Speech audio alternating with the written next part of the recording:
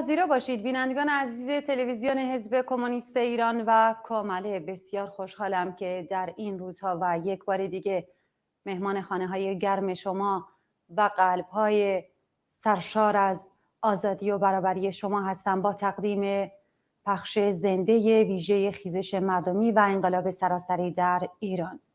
ما روزهای بسیار باشکوه و پردستاوردی رو پشت سر میذاریم.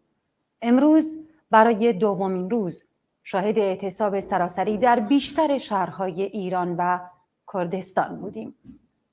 اعتصابی که برای 3 روز 14، 15 و 16 آذر ماه فراخوان داده شده بود و ما دیدیم که چطور کارگران، معلمان، استادان دانشگاه‌ها، دانشجویان، دانش آموزان و احزاب مختلف و حتی اقشار مختلف جامعه به این فراخوان در 2 روز گذشته پاسخ مثبت دادند. صدای ناقوس مرگ جمهوری اسلامی رو ما داریم میشنویم و این صدا بسیار خوشایند است و این صدا رو مسئولان رژیم به خوبی میشنوند که لحظات مرگشون و سرنگونی دیکتاتوریشون داره نزدیک میشه. امروز در آرامستان‌های مهاباد شاهد گرامی داشته 40 یاد عزیزانی بودیم که جونشون رو در راه آزادی و برابری فدا کردند. در این آرامستان‌ها شاهد بودیم که چطور خانواده‌ها صدای عزیزان جان باختشون بودند و با شعار مرگ بر خامنه‌ای، مرگ بر دیکتاتور و کردستان، کردستان، گورستان فاشیستان بودیم. چطور خشم و انزجار خودشون رو نسبت به رژیم هار و درنده جمهوری اسلامی ابراز کردند. همچنین شاهد صحنه‌های بسیار زیبایی بودیم که در شهرهای مختلف نیروهای سرکوبگر از مردم خواهش می‌کردند که مغازه‌هاشون رو باز کنن و بهشون میگفتن که ما امنیتتون رو حفظ خواهیم کرد. شاهد بودیم که چطور مغازه‌های مختلف رو پلمپ کردند.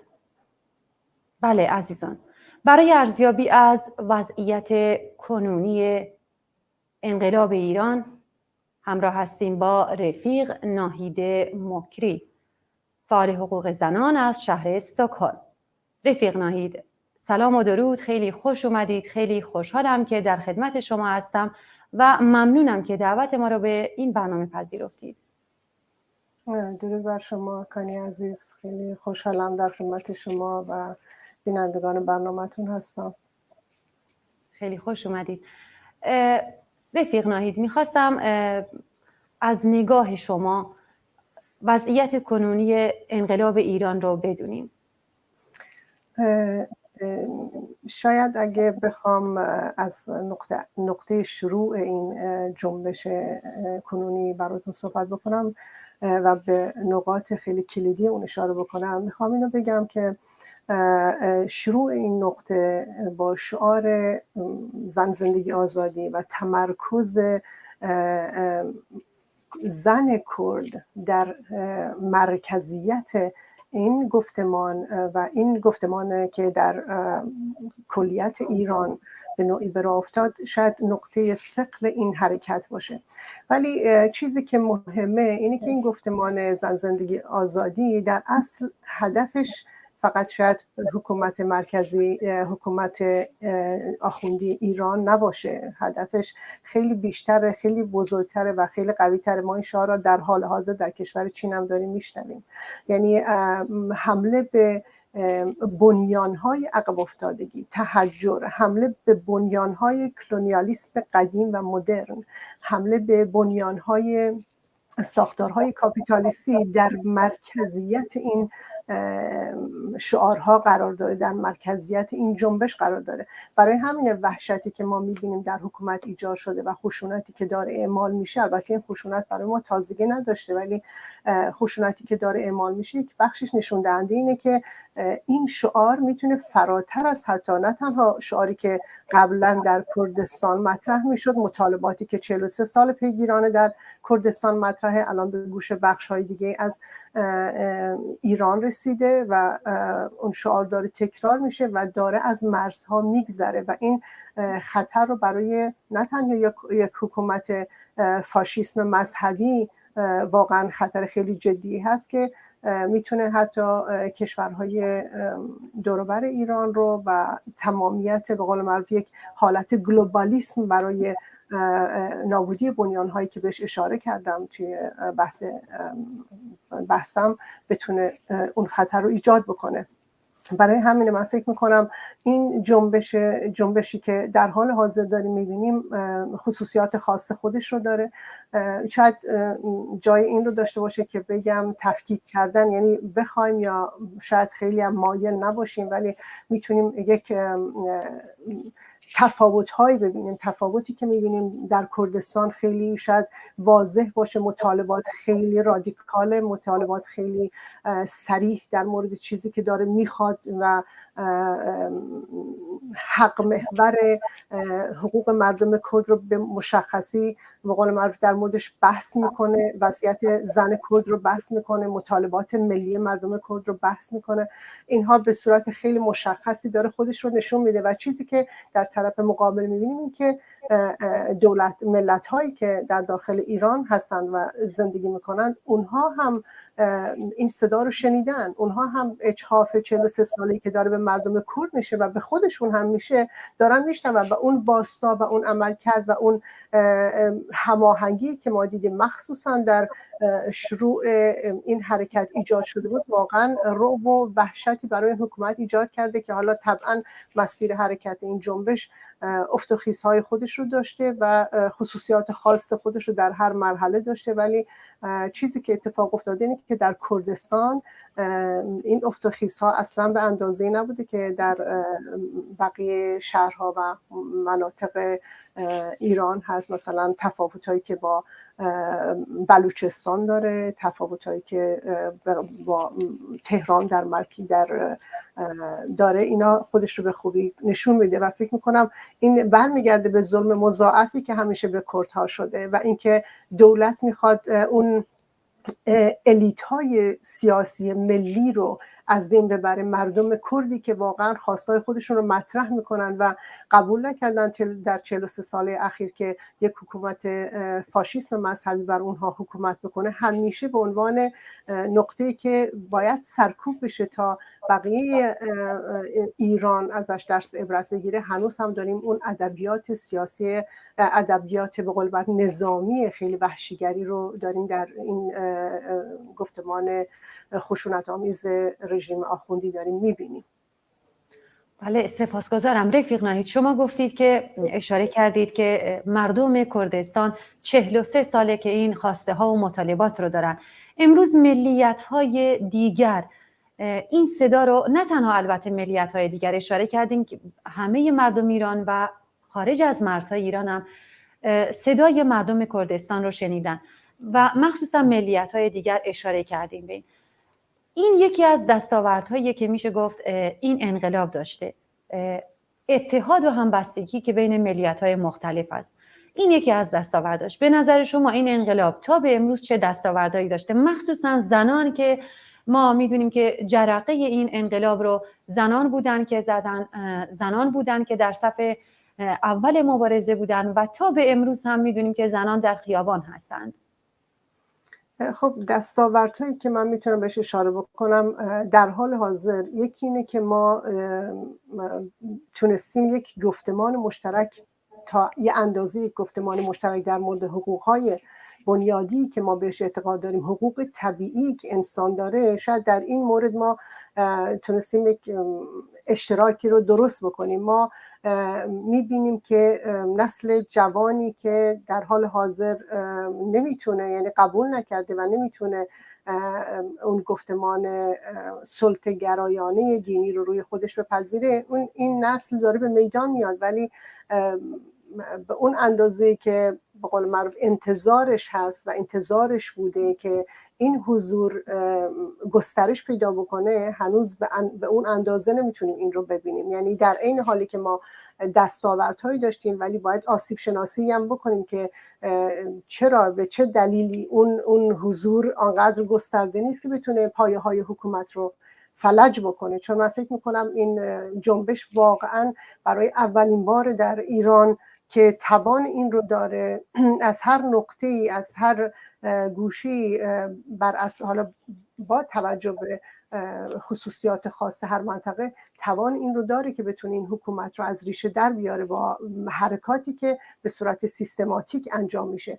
ولی اون نقطه مشترکی که من اشاره کردم در مورد بحث زنان، حقوق به قول معروف مردم، یعنی تک تک افرادی که در اون جغرافیا زندگی میکنن، مردم کردی که روی ثروت‌های اقتصادی در اون منطقه نشستن، در کردستان نشستن، ولی ثروتشون در اختیار خودشون نیست، مردمی که مجبورن کولبری بکنن، مردمی که در بلوچستان تحت اجحاف‌های خیلی وحشتناک اقتصادی هستن. یعنی ما تمام اقشار جامعه، از دانش آموزانی که در رده پایین در حال تحصیل هستن تا زنان از هر قشر و طیفی، تا مردمی که توی ادارات دارن کار میکنن و حقوق کافی ندارن، این نقطه اشتراکی که ما داریم، یعنی نقطه اشتراکی که یک حکومتی که حقیقتا حتی ایرانی هم نیست، یعنی این حکومت در اصل یک حکومت فاشیسم مذهبیه که بارها اشاره کرده که چیزی که مردم رو به هم دیگه نزدیک میکنه اسلام بودنشونه، مسلمان بودنشونه. اگر یک نفر در فلسطین بگه من لبیک، بقیه حکومت ایران باید بهش لبیک بگه. یعنی اون حکومت حتی ایرانی هم نیست. برای همین ما همینجوری که اشاره کردم، مطالباتی که هست آنقدر زیاده و مشترکه و حکومتی که هست آنقدر ضد ایرانی و ضد دولت ملت‌هایی هست که در داخل ایران در حال زندگی کردن هستند که همین دو نقطه عطفی که اشاره کردم میتونست واقعا بنیان اون حکومت رو از ریشه برداره. ولی این حکومت تلاشش بر اینه که دوباره کردستان رو به عنوان تابلوی که باید سرکوب بشه و درس عبرتی بشه برای نقاط دیگه ایران، این رو دوباره علم کرده و با لشکرکشی نظامی به کردستان میخواد اون نقاط مشترک رو کمرنگ بکنه که در درون مایه این حرکت به قول معروف انقلابی هست که در حال جریانه. ولی چیزی که هست، من فکر میکنم دولت کار خودش رو میکنه و تا الان که ما داریم میبینیم این دستاوردی که این حرکت دوباره داشته این بوده که خودجوش بوده، از درون خود مردم خودشون رو به نوعی سازماندهی کردن، ولی کافی نیست، به خاطر اینکه ما باید ببینیم حکومتی که تلاش میکنه مردم کردستان رو تبدیل به تابلوی برای سرکوب بکنه. ما انتظار داشتیم که بقیه مردمی که در داخل ایران زندگی میکنن، به خصوص در تهران و شهرهای بزرگ، اون واکنش رو نشون بدن که واقعا بحث حق طلبی، حق محوری بحثی هست که الان گفتمان زن زندگی آزادی به میدان آورده. بحث این که پرسشگری رو، بحث این که هر چیزی رو همون جوری که دولت در اختیار شما قرار میده، حکومت فاشیسم دینی در اختیار شما قرار میده، همون رو همون جوری مصرف نکنیم. بحث دقیقاً همینه.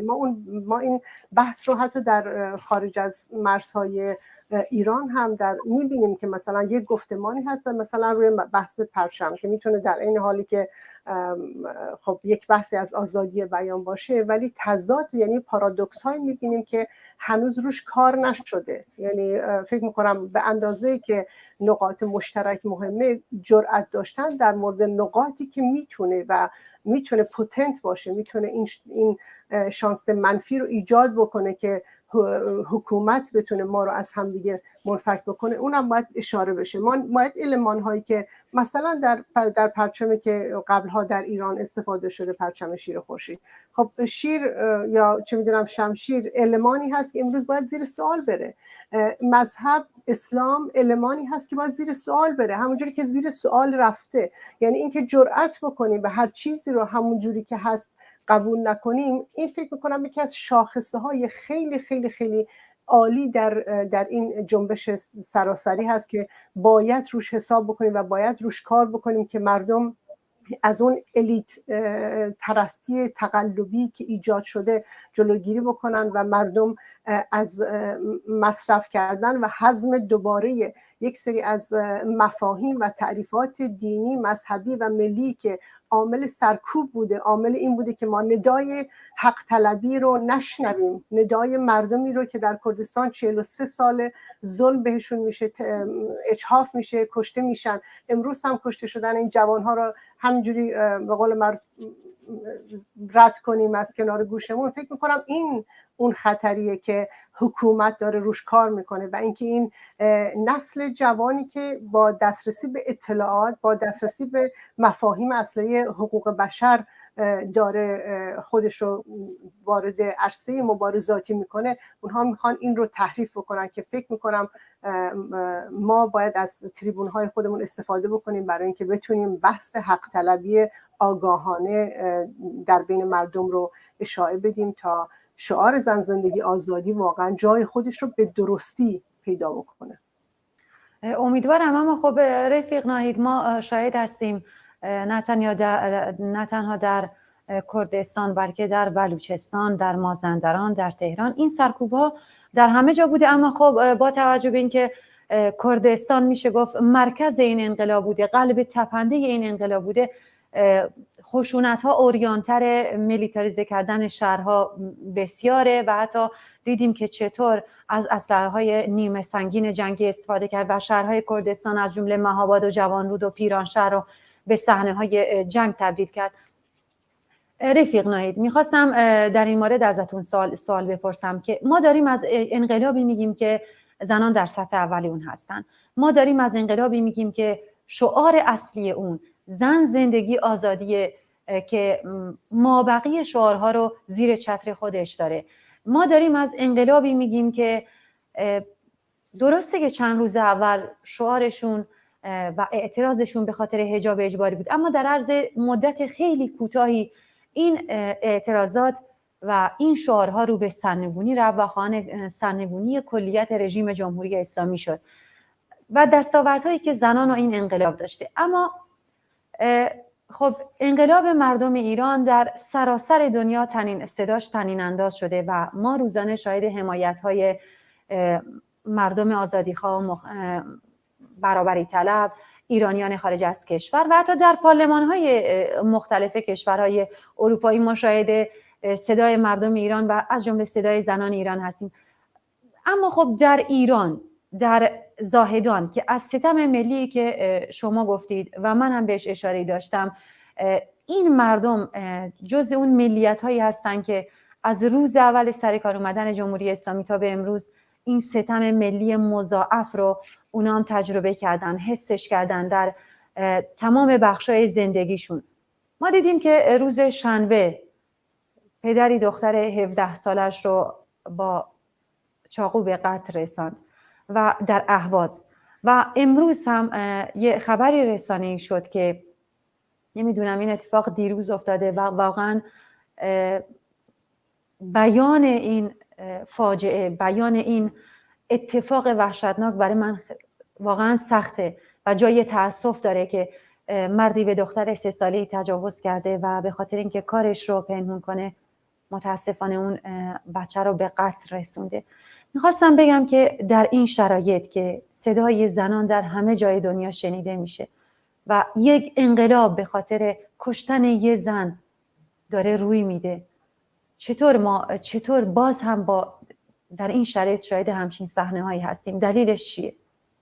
خب به خاطر اینکه بحث مردسالاری و بحث هژمونی خطرناک تفکرات دینی که مرد رو بالاتر میدونه و مجاز میدونه به اینکه حقوق زنها رو، وجود زنها رو به عنوان فقط یک وسیله و یک ابجکت سکسی برای خودش بدونه، این فرهنگ غلط ریشه دار تونسته از طریق دین و عرف و قانونهای نوشته و نانوشته به قول معروف مذهبی و سنتی توی جامعه ها خودش رو رخنه بده. ما بحثی که میکنم که گفتمان زن زندگی آزادی گفتمان رادیکاله که نه تنها یک سیستم فاشیسم اسلامی رو به قول مترصد حمله های خودش قرار داده، که بلکه ساختارهای دقیقاً نهفته شده در رگ و ریشه جامعه رو زیر سوال میبره.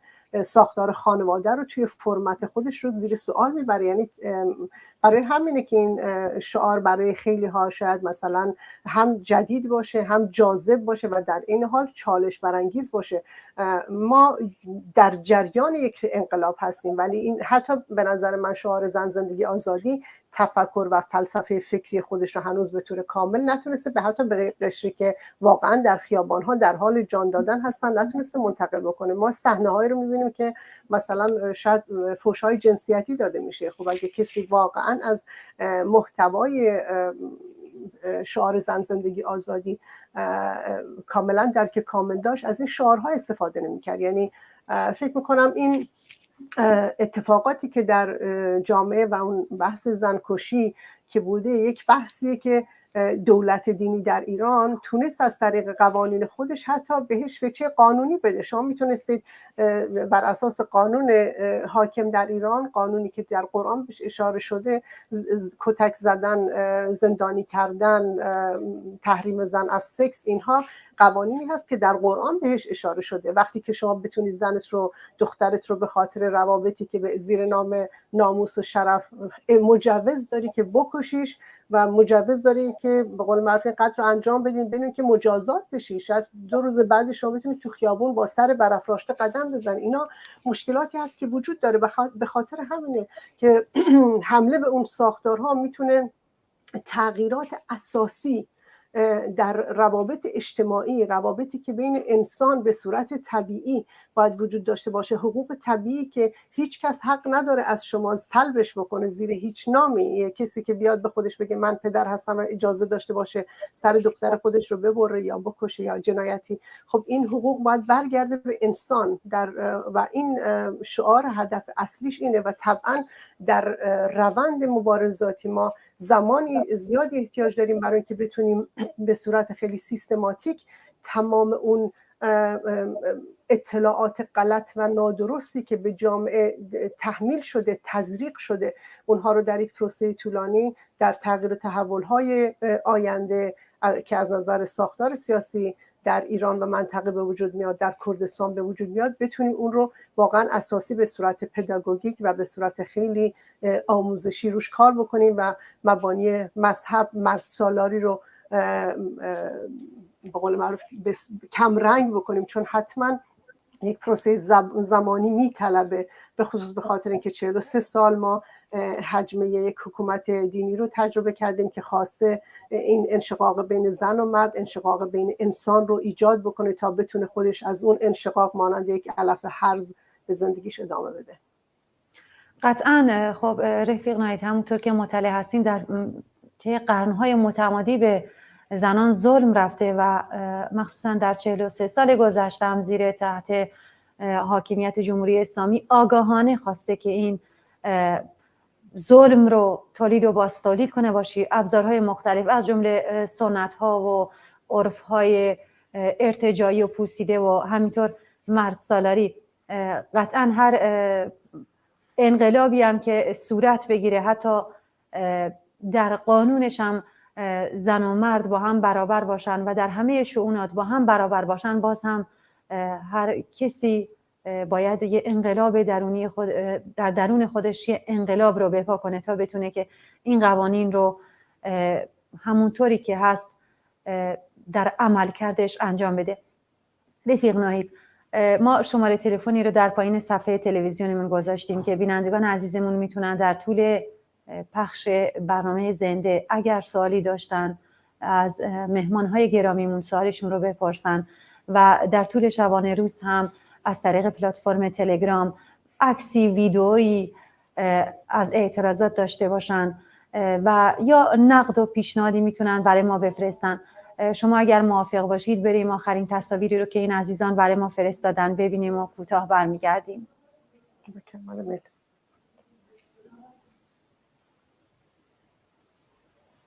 بله، از رفقای کنترل درخواست میکنم که آخرین تصاویری رو که برامون فرستادن پخش کنن.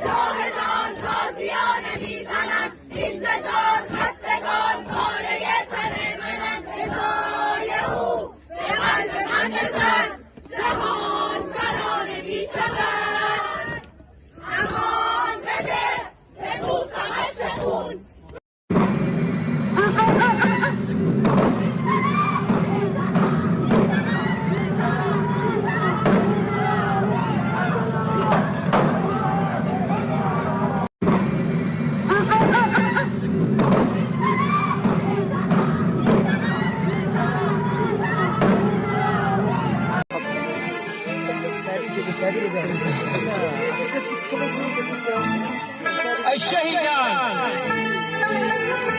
ای شهیدان ای ولا وستر کشان آسمانی سوساوارن حتی شو رشتر به ای و هرگشو گشترن حتی شو رشتر به ای و هرگشو گشترن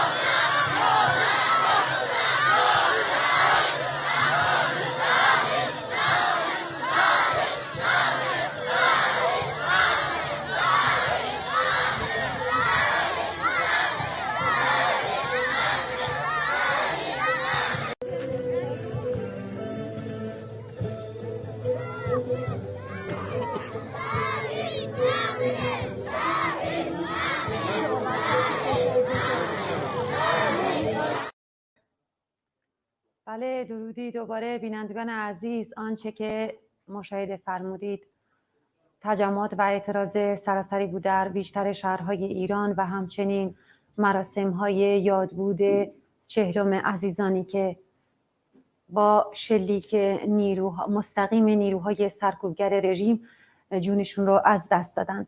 به ادامه برنامه برمیگردیم و مهمان برنامه رفیق ناهید مکری، فعال حقوق زنان از شهر استکهلم. رفیق ناهید، درودی دوباره. درود بر شما.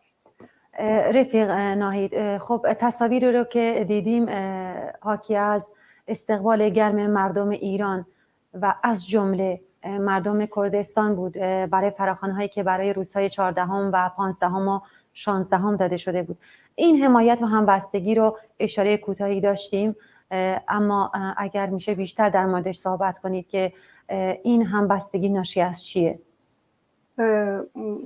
طبعا مایه خوشحالی هست که ببینیم مردم برای احقاق حقوق خودشون واقعا در وهله اول وارد یک میدان میشن و سعی میکنن، تلاش میکنن که منسجم بشن، کنار هم باشن و بتونن تبدیل به وزنه قدرتی بشن برای شکستن نیروی حاکم که پایان بدن به اون ظلم و ستم حاکم. و فکر میکنم در اون مسیر از اهرم‌های استفاده میشه. اون اهرم‌ها الان در حال حاضر اینه که ما به خیابان‌ها بریم، ادبیات مشترک درست بکنیم، ادبیاتی که میتونه جوابگوی یک بخشی از مطالبات مشترک ما باشه و طبعا همونجوری که قبلا هم اشاره کردم مطالباتی هم هست که مطالبات خاص هست که شاید در اون کاتگوری ها نگنجه. و یکی از اون اهرم‌ها دوباره بحث اعتصاب هست. من فکر می‌کنم بحث اعتصابات سراسری یک بحث مهمی هست که باید به درستی بهش اشاره بشه. من در این حالی که خوشحال میشم که می‌بینم خب یک بخشی از مردم در تهران یا شهرهای دیگه یا چه می‌دونم تقریبا همه مردم کردستان به اعتصابات سراسری پیوستن، ولی در این حال فکر میکنم آماده کردن خودمون برای اینکه یکی اینکه ببینیم واقعا اعتصاب باید چجوری پیش بره. من فکر میکنم این بحث یک بحث خیلی مهم، به خاطر اینکه هر انقلاب افت و خیز خودش رو داره و در اون مسیری که حکومت خودش رو برای سرکوب‌های تازه و شکستن گفتمان مشترک ما آماده میکنه، ما هم باید آماده بشیم که با وارد مرحله دیگه بشیم و بهتر بتونیم از اون اهرم‌های فشاری که در دست داریم استفاده بکنیم.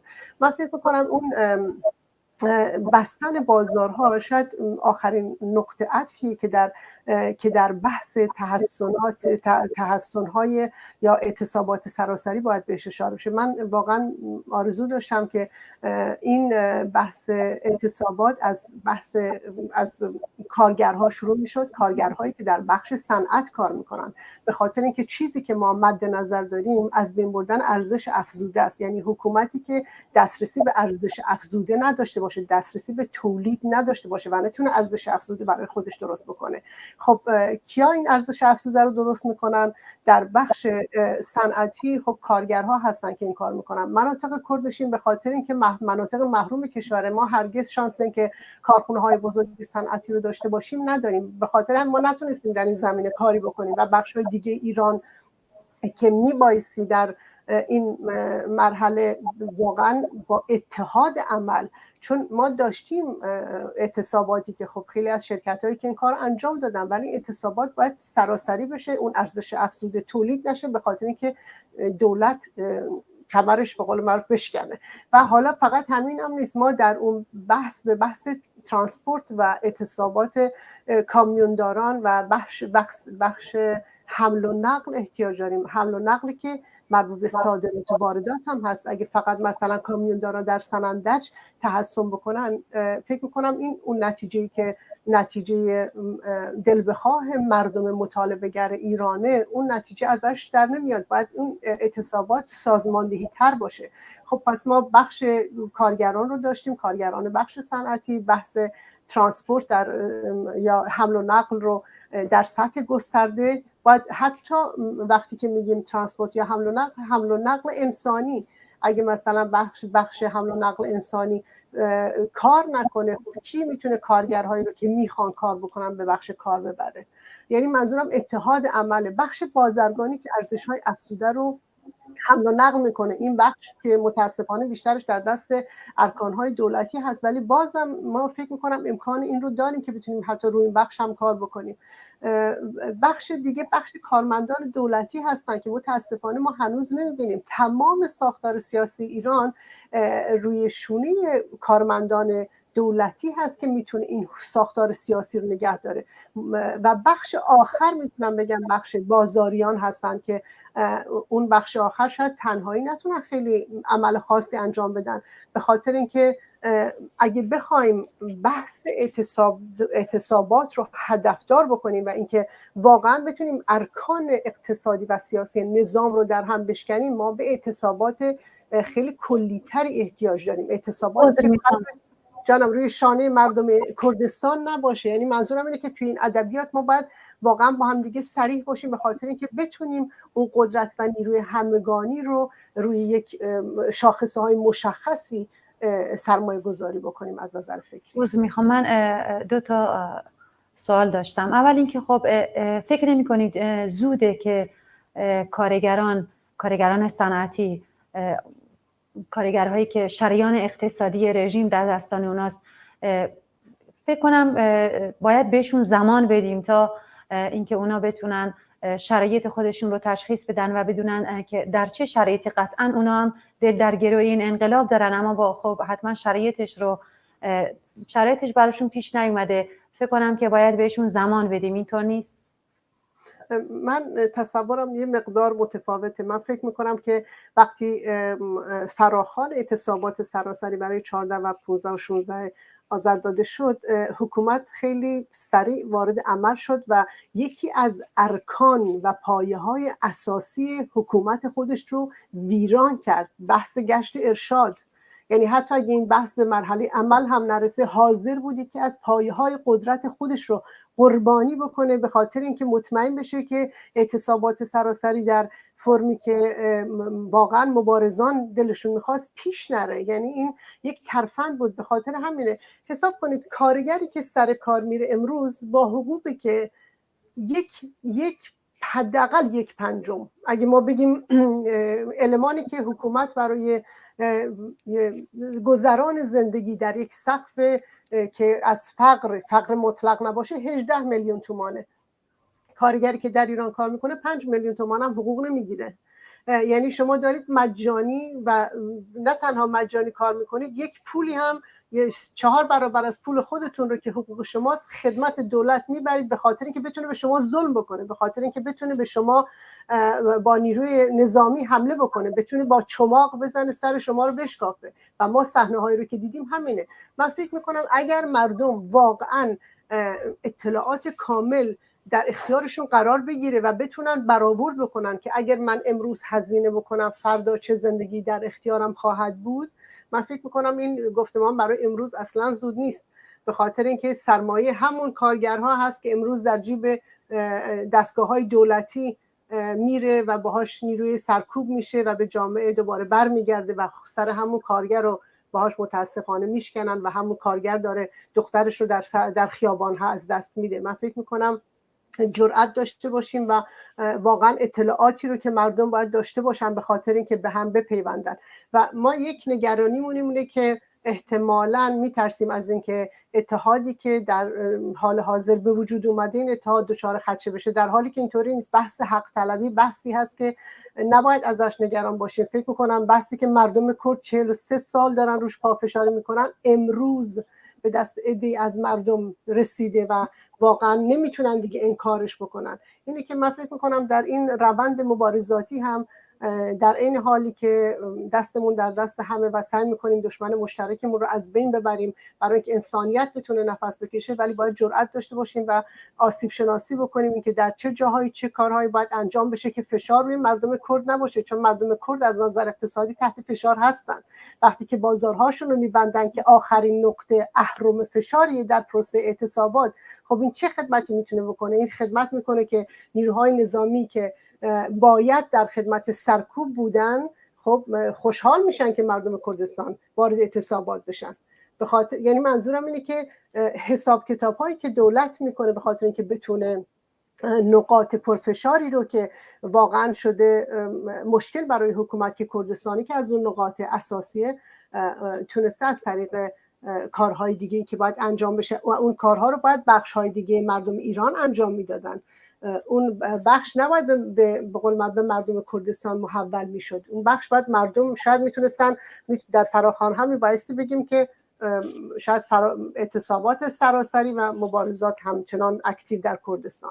یعنی منظورم اینه که به یک سازماندهی فکری بیشتر احتیاج داریم که بتونیم اطلاعات رو به درستی به گوش مردم برسونیم که چه کارهایی میشه کرد و چه پروسه‌ای هست. واقعا اعتصابات فقط بازاریان هستن و بازارها فقط در منطقه کردستان یا نه در سراسر ایران؟ یعنی در این حالی که باید خوشبین باشیم، خوشحال باشیم برای بحث حق طلبی در سراسر ایران، ولی باید نوک پیکانمون رو واقعا تیزتر بکنیم و هدفمندتر بکنیم برای اینکه بتونیم به مقصد برسیم و ببینیم که حکومت در فاصله 3 ماه یکی از پایه‌های نظام خودش رو ویران کرده و ببینیم دستاورد کمی نیست. میتونیم دستاوردهای بیشتری داشته باشیم.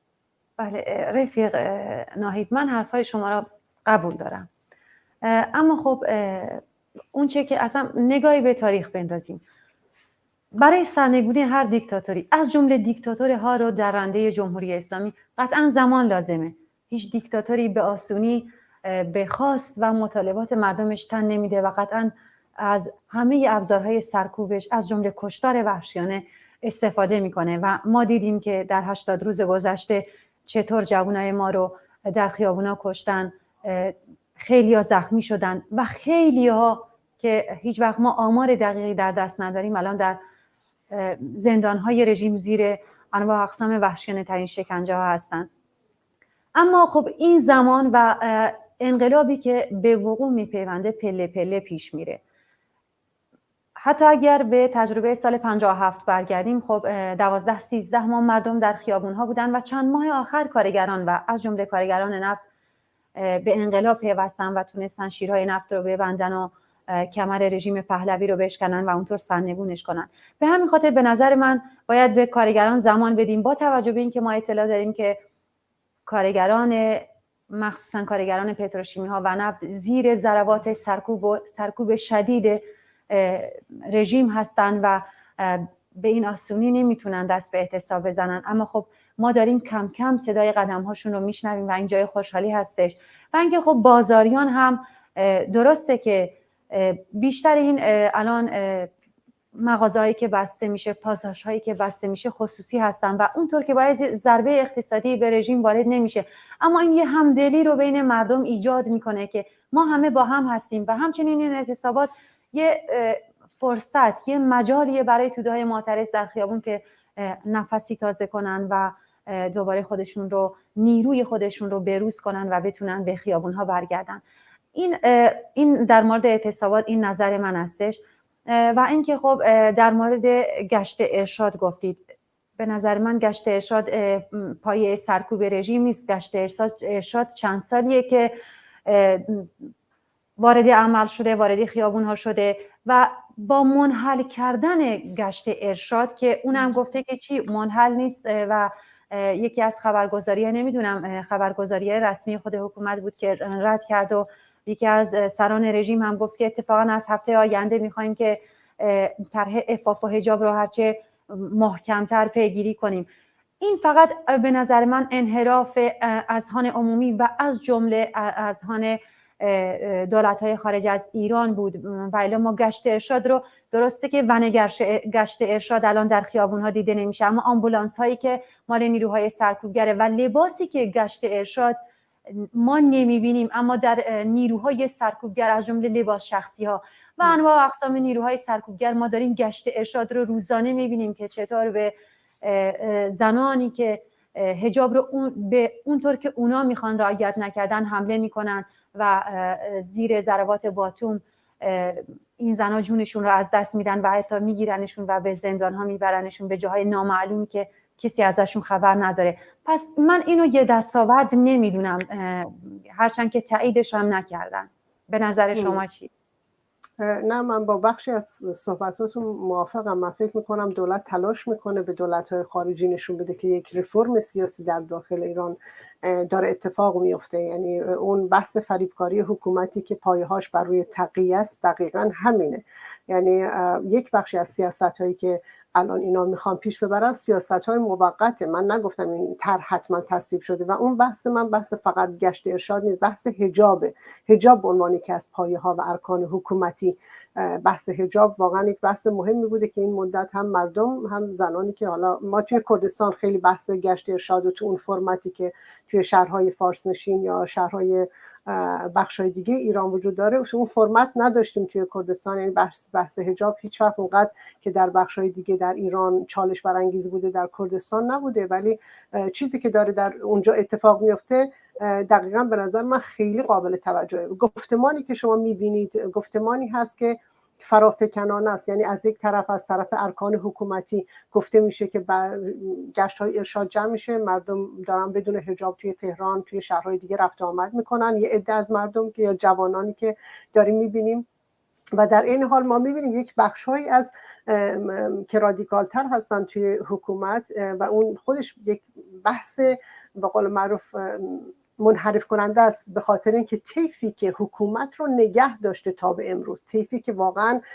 از اون حکومت مصرف میکنه، میخوره و انگلوار داره زندگی میکنه، اون بخش رو بتونن راضی بکنن، میگن نه ما طرحهای خیلی جدی‌تری داریم و دوباره برمیگردیم. ولی مطرح شدن این بحث به صورت علنی من فکر میکنم این دقیقاً پایه‌های حکومت رو لغو میکنه و نشون میده که خواستهای مردم، تلاش مردم در حداقل 3 ماه اخیر واقعا تونسته به یک جور یک نفاقی، یک شکافی رو در بین ساختارهای حکومت درست بکنه و اونها تلاش بکنن که از یک بخشی از پایه‌های اصلی حکومت خودشون، ساختارهای دینیشون صرف نظر بکنن، به خاطر اینکه از بحث اعتصابات میترسن، از بحث‌های سراسری شدن اتحاد مردم و به دست گرفتن ابزارهای ویرانگر حکومت به دست مردم بیفته، از اینها میترسن و برای جلوگیری از این حاضرن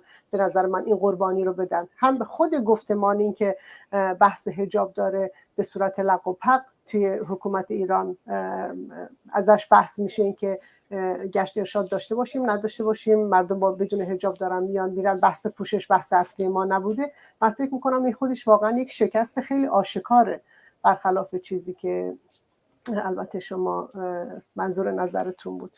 ولی در مورد اینکه دنیای خارج رو بخوان از خودشون راضی نگه دارن، شما یک فشار خارج از ایران هم داریم میبینیم. یعنی 8 میلیون نفر ایرانی که خارج از ایران دارن زندگی میکنن، دارن تلاش میکنن که به کشورهای متبوع خودشون بگن که ارتباطاتشون رو با حکومت ایران قطع بکنن، ارتباطاتشون رو از اون فرمی که الان هست خارج بکنن، به قول معروف اون معاملات اقتصادی و سیاسی زیرمیزی رو با این حکومت از بین ببرن. یعنی چیزی که ما الان بهش احتیاج داریم اون رفتارهای عملی هست که میتونه به ما کمک بکنه و دولت ایران از این میترسه که اون اهرم فشاری که درست شده در داخل و خارج، اون اهرم فشار رو از دست مردم ایران در بیاره با بازی‌ها و حقوق بازی‌های سیاسی که تلاش داره در اثر اون از طریق گفتمان‌های خودش انجام بده. بله، بسیار ازتون سپاسگزارم رفیق نایید. زمان برنامه کم کم داره به اتمام میرسه و قطعا حرف در این مورد زیاد هستش و بسیار خوشحال شدم از گفتگوی با شما و امیدوارم بتونیم در آینده خیلی نزدیک دوباره با هم صحبت کنیم.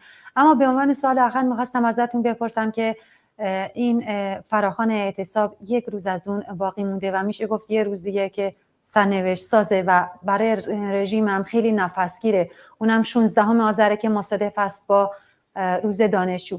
میخواستم در چند دقیقه با توجه به اینکه دانشجویان یکی از ارکانهای اصلی این انقلاب بودن و از همون روزهای اول فراخوان به اعتصاب دادن در دانشگاه‌های مختلف و تا به امروز هم روزانه در دانشگاه‌های مختلف ما شاهد این تحسن و اعتراضات بودیم. نظرتون در این مورد چیه؟ فکر می‌کنید فردا چه اتفاقی میفته؟ خیلی کوتاه اگه بفرمایید ممنون میشم. ممنونم. خیلی خوشبین هستم به اینکه خب بالاخره ما حرکت‌های دانشجویی رو در دانشگاه‌های مختلف سراسر ایران دیدیم به صورت حالا هم در تهران و در شهرهای دیگه، ولی چیزی که خیلی مشخص بوده، من واقعا نمیتونم نام نبرم از دانشگاه سنندج در کردستان که واقعا به عنوان یک حرکت پیشرو و مداوم با وجود فشاری که حکومت آورده در این مسیر حرکت کرده.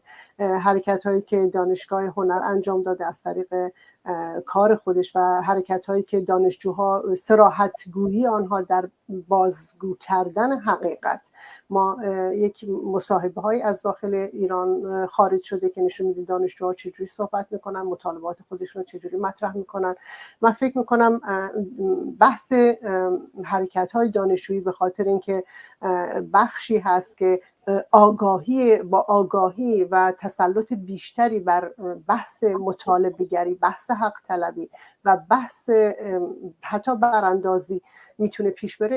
این طیف واقعا طیف خیلی تاثیرگذاری هستن که میتونن روند مبارزات رو به سمت و سوی درست خودش هدایت بکنن، به شرطی که همون بحث و تمرکز روی خالهای و روی نقاط مشترکی که واقعا میتونه ما رو به انجام برسونه، به اینکه این حکومت واقعا از بین بره، روی اون تمرکز بکنن، روی آسیب شناسی مبارزاتی تمرکز بکنن، ارتباط با گروه‌های دیگه، با دانشگاه‌های دیگه رو مد نظر خودشون قرار بدن.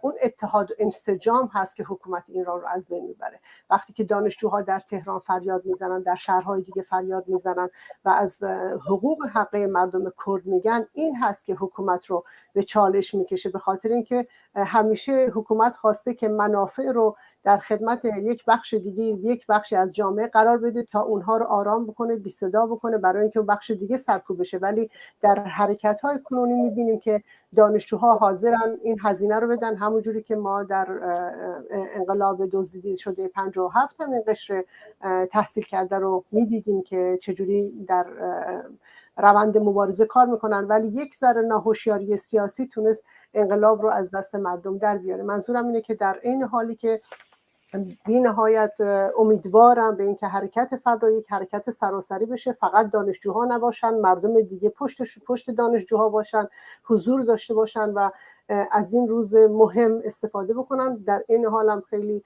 آرزومندم که اون هوشیاری سیاسی باشه و اینکه روی چه مبانی ما تمرکز بکنیم. باید این خیلی خیلی جدی در نظر گرفته بشه، هم توی گفتمان دانشجویی و همین که واقعا این بحث سیطره پیدا بکنه در سطح جامعه، که اگر قرار است این روند انقلاب ادامه دار باشد که حتما ادامه دار هست، چجوری خودمون رو و انرژی خودمون رو متمرکز بکنیم تا هزینه‌های کمتری بدیم و دستاوردهای بیشتری پیدا بکنیم. امیدوارم فردا شاهد صحنه‌های باشکوهی باشیم از اتحاد و همبستگی سایر جنبش‌ها و اقشار مختلف جامعه با جنبش دانشجویی، با توجه به اینکه خب جنبش دانشجویی امسال در شرایط ویژه‌ای 16 آذر رو جشن میگیره که اون هم همبستگی و اتحادی هستش که بین تمام بخش‌های مختلف جامعه هستش و این میشه گفت فردا یه روز ویژه خواهد بود. خیلی ازتون سپاسگزارم رفیق ناهید مکری، فعال حقوق زنان از شهر استکهلم، از اینکه دعوت ما رو پذیرفتید و وقتتون رو برای برنامه ما گذاشتید. درود بر شما، سپاس از وقتتون و به امید نابودی این رژیم فاسد. به امید نابودیش سپاسگزارم. بله بینندگان عزیز، فردا 16 آذر روز دانشجوست و آخرین روزی است که فراخوان اعتصاب سراسری داده شده بود. امیدوارم که همه شما عزیزان، همه اقشار مختلف جامعه، از جنبش زنان، جنبش کارگران، جنبش‌های مختلف و اقشار مختلف، فردا در همراهی با دانشجویان بتونیم برگ زرین دیگری از این انقلاب رو ورق بزنیم و شاهد صحنه‌های باشکوهی باشیم. از اینکه تا این لحظه با ما همراه بودید سپاسگزارم. تا دیداری دوباره شاد و سربلند باشید. به امید پیروزی.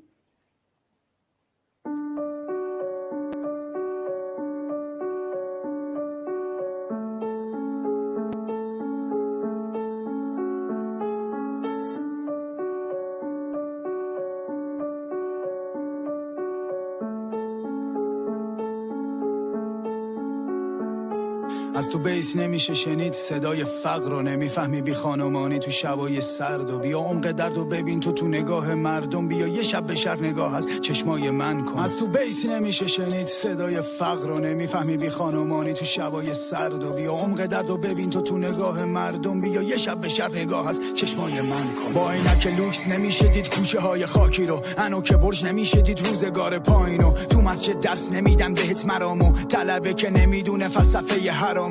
کسی ندید دلیل اجبار اعتراف چی بود، قاضی ندید خونه دیوار انفرادی رو، مردم نون نداشتن حاکم نون اقتدار میخورد، موشکاتون وسط کبیر چه انتقامی بود. ندیدی مهاجرت کردن از خونه فراری، شدن بی وطن و گم توی یه تونل تاریخ. ندیدی زخمی ترین ملت توی جهانیم، نگفتی خشم ما توی خیابون براجی. وقتی مرگ حق بود ولی زندگی نه، وقتی دختر 9 سال هجله میرفت، ایران انقدر کشیده بود دیگه حس نمیکرد. این جهنمو ساختی بمون بهشت بدی. نه تو بیت نمیشه شنید صدای فقر رو، نمیفهمی بی خانمانی تو شبای سرد، و بیا عمق درد و ببین تو نگاه مردم، بیا یه شب به شهر نگاه از چشمای من کن. تو برق سکه نمیبینی ستاره ها رو، نمیتونی درک کنی غم شرای ما رو، هرگز گلوله خفه نکرده صدای سازو. من راوی حقیقتم انکارش با تو، این وعده هایی که دادی به کام ما نیست. تو توی روز تمتا ستاره داری، آسمون ما شبا فقط آتیش میبارید. بیتت روشنه ولی دلت تاریک. اختلاسو ندیدی،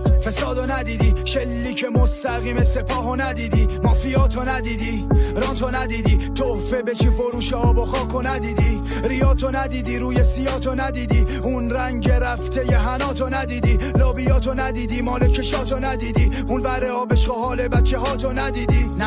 نشنیدی چون که با ما غریبی، یه چرخ تو شهر بزن شاید تو هم خواب پریدی. ندیدی نشنیدی شاید دیدی خندیدی، یه تلنگر به خودت بزن تا تو خواب نمیری. ندیدی چقدر اینجا زنا رو زدن، ترساری نکنه از مادرای وطن، پروردگارایی که خالق امثال منن، تو خلاف بشری و خلافتم من. وقتی شلاق میزدین به شراب عاشق، دستبند زدین به اون که تو جیبش ترانه داره. وقتی حکم جوونای جسور تنابه داره، باید میدونستی یکی یه روز قراره پاشه. نمیشه دید از عرش فرش رو هیچ وقت، تو قلعه میساختی یکی زیرش میشکست، تو ریسمان بافتی واسه زور بیشتر، میلیون نفر تو تارن کبوتت گیر کرد. نمیشه دید از عرش فرش رو هیچ وقت، تو قلعه میساختی یکی زیرش میشکست.